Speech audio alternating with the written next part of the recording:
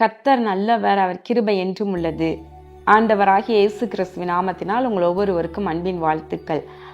இன்று ஞாயிற்றுக்கிழமை டிசம்பர் 8ஆம் தேதி. இந்த நாள் உங்களுக்கு ஆசீர்வாதமான நாளாக இருப்பதாக. இன்று ஞாயிற்றுக்கிழமை நம்ம எல்லாரும் ஆவலோடு கூட ஆலயத்திற்கு செல்வதற்கு தேவனை தொழுது கொள்ள வாஞ்சையோடு இருக்கின்றோம்.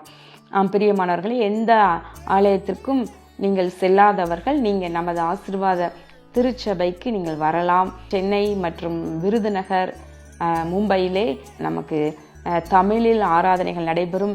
எனவே இந்த பகுதியில் இருக்கிறவங்க நீங்கள் நமது ஆசீர்வாத திருச்சபையின் ஆராதனைகளில் வந்து கலந்து கொள்ளலாம்.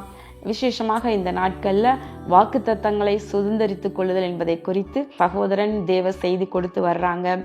ஆவியானவர் உங்களோடு கூட இடைப்படுவார், உங்களை ஆசீர்வதிப்பார். எனவே எங்கும் செல்லாதவர்கள் நமது டிவியின் மூலமாக ஆசீர்வதிக்கப்பட்டவர்கள் நமது திருச்சபைக்கும் வரும்படி அன்போடு நான் அழைக்கின்றேன். இன்றைக்கு தியானிக்கும் வசனம் யோபு 35வது அதிகாரம் 11வது வசனம்.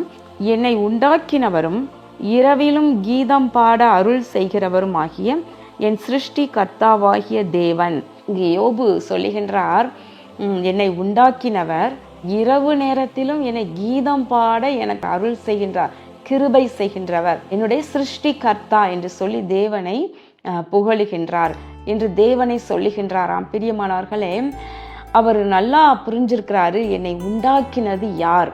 இன்றைக்கு ஒவ்வொரு தேவ பிள்ளையும் இதை மறந்துடவே கூடாது. நம்மை சிருஷ்டித்தவரை, நம்மை உண்டாக்கின தேவனை, அவர் நம்மை உண்டாக்கி தாயின் கருவிலை காப்பாற்றி அருமையாய் நடத்தி கொண்டிருக்கிற தேவன். எனவே அவரை நம்ம சிருஷ்டி கர்த்தரை நம்ம மறந்து விடவே கூடாது. அதனோடு கூட அவர் என்ன செய்கிறாராம், இரவிலும் கீதம் பாட அருள் செய்கின்றார். இரவு நேரத்திலும் கூட கீதம் பாட, கர்த்தரை பாட, சந்தோஷமாக அவரை துதிக்க, அவரை புகழ அவர் நமக்கு ஒரு கிருபை தருகிறாராம்.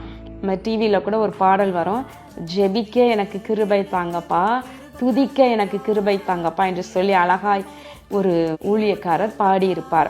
ஒவ்வொன்றுக்கும் அவர் அருள் செய்யணும், நமக்கு அவர் கிருபை பாராட்டணும். கர்த்தருடைய வேதத்தில் பிரியமாயிருந்து இரவும் பகலும் அதில் தியானமாய் இருக்கிற மனுஷன் என்று சொல்லப்படுகின்றது. அப்ப என்னன்னா, இரவு நேரத்திலையும் கர்த்தரை தேடுவது பாருங்களேன், வேதத்துல தியானமா இருக்கிற மனுஷன். சங்கீதக்காரன் சொல்லுகின்றார், ராச்சாமங்கள்ல நான் உம்மை தியானிக்கிறேன் என்று சொல்லுகின்றார். சங்கீதம் 63:6வது வசனம், என் படுக்கையின் மேல் நான் உம்மை நினைக்கும் போது ராச்சாமங்களில் உம்மை தியானிக்கிறேன் என்று சொல்லுகின்றார். இப்போ வேதத்துல நம்ம இப்படிப்பட்ட பக்தர்களை பார்க்கும் பொழுது அவங்க என்ன செய்யறாங்களாம், இரவு நேரத்திலும் கூட கர்த்தரை தியானிக்கின்றாங்க, கர்த்தரை பாடுறாங்க என்று பார்க்கின்றோம்.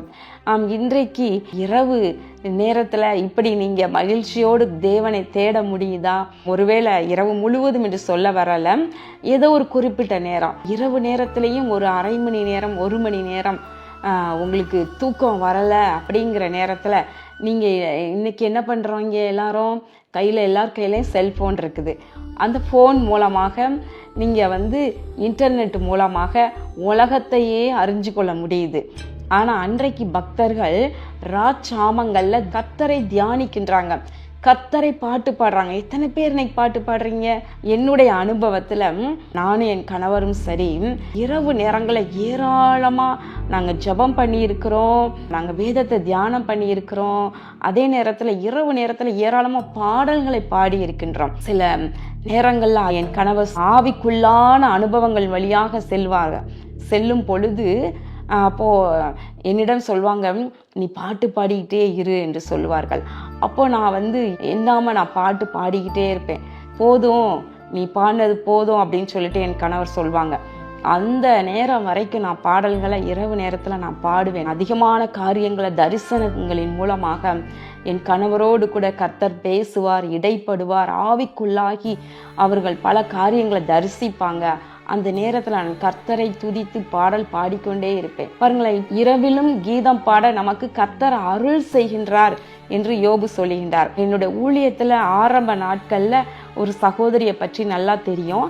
அந்த சகோதரி அவங்க சொல்லுவாங்க, இரவு நேரத்தில் சரியாக குறிப்பிட்ட ஒரு நேரத்தில் எழுந்து கொள்வார்களாம், அலாரம் வைத்து. அப்போ எழும்பி ஜெபிக்க முழங்கால நின்னா கொஞ்சம் நேரத்தில் கர்த்தரை துதித்து கொண்டே இருக்கும்பொழுது பரிசுத்த ஆவியானவர் அப்படியே அவர்களை நிரப்பி அந்நிய பாஷையில் அப்படியே அவர்கள் பாட ஆரம்பிப்பார்களாம்.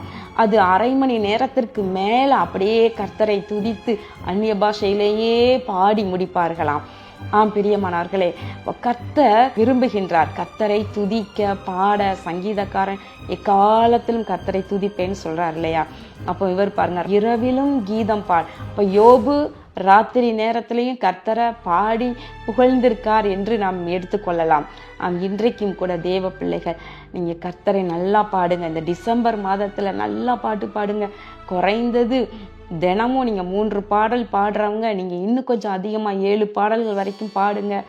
உங்களால் இயன்றளவு கர்த்தரை நல்ல கைகளை தட்டி துதித்து ஆண்டவரை பாடுங்க. அவர் உங்களை உண்டாக்கினவர். அவருக்கு நீங்கள் துதியை, கனத்தை, மகிமையை செலுத்த நீங்கள் தவறவே கூடாது. கர்த்தர் உங்களை இந்த வருடம் முழுவதும் அற்புதமாய் நடத்தி வந்திருக்கிறாரே. எனவே இந்த டிசம்பர் மாதத்தில் கூட நீங்கள் நன்றாய் கர்த்தரை பாடுங்கள். கர்த்தர் உங்களை ஆசீர்வதிப்பாராக. கண்களை மூடி ஜெபம் பண்ணுவோமா?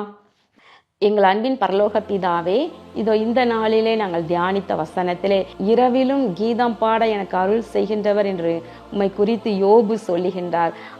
ஆண்டவரே, நாங்களும் ஆண்டவரை இரவு நேரத்திலும் பகல் நேரத்திலும் உம்மை பாடல் பாட உம்மை துதிக்க எங்களுக்கு கிருபை செய்வீராக.